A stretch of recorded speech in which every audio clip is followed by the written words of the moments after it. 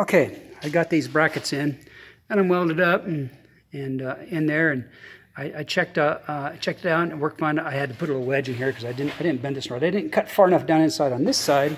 I cut down far enough inside so it bent up just fine. I put a crescent wrench on it and gave it a tug, and it bent up really nice. And so that side I did right, and then I just welded up the crack there so it'll give some weight. Before I welded up, put anything in there, I put the lift underneath it after I'd bent them. I put the lift, and it lifted the whole car off the ground real easy. So I figure this is going to be okay. But that's it, and I got them pretty short. They're only 12 inches long, and those levers, so I don't have too much leverage against it, which should help. That should be okay. And like I said, it lifted the car off the ground just fine, very easily. So that's going to happen. So these guys right here, it just fit right in there. I'd show you, but I got to take this thing apart again and put it back over there. But that's all it happened. So now I still got the shocks on, and I got to take the shocks out, and I have to take these. There's a few bolts still left on here. Like there's one right down in there. I don't know if you can see it right there.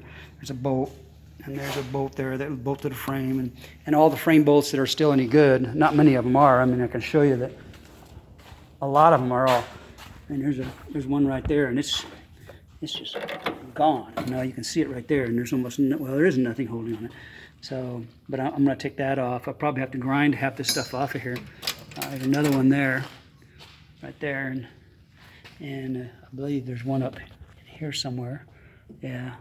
So I got to take them all off and get those all off, and then I'm going to put it in here. So before I start, as I start taking those bolts out, I'll film again and show you where I took all the bolts, had to take all the bolts out, and anything else that I run into. There's a few things that are still on here. The emergency cable's still in. I don't know if that's going to give me trouble or not, but a few things like that. You know, I wanted to leave some of the harder to get at stuff on here so I can do it while it's on the rotisserie. I think it'll be a little easier to deal with. Like this chrome, you know, I've got to get this chrome off, but there's little bolts in here like that right there. I don't know if you can see that little bolt right there, but there's a little bolt holding the chrome in, and it's a pain. It's all frozen up, so I'm gonna wait till I can get out a little better, and then I can clean all this old rubber out of here. And you know, you can tell this old rubber is just junk, and I can get all that stuff out of there and get it cleaned up. Start working on finding the bad metal. Start getting ready to get rid of all the bad metal. I got quite a bit of it. So the only thing I got left to do is, like I mentioned, take remove the body fastening bolts, and then I got to drill 2 holes. I got to drill a hole here and drill a hole here.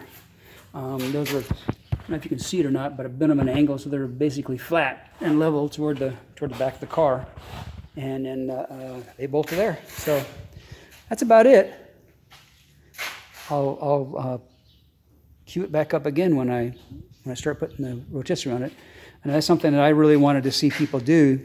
Before I started this, I couldn't find a YouTube video or a video anywhere that really showed somebody hooking up a rotisserie and getting it off the frame, and all the little stuff you got to do. And I don't know, maybe they think that isn't interesting. I thought it would have been nice to be able to just watch somebody do it, so I'd have a heads up. But anyhow, I'll get that later.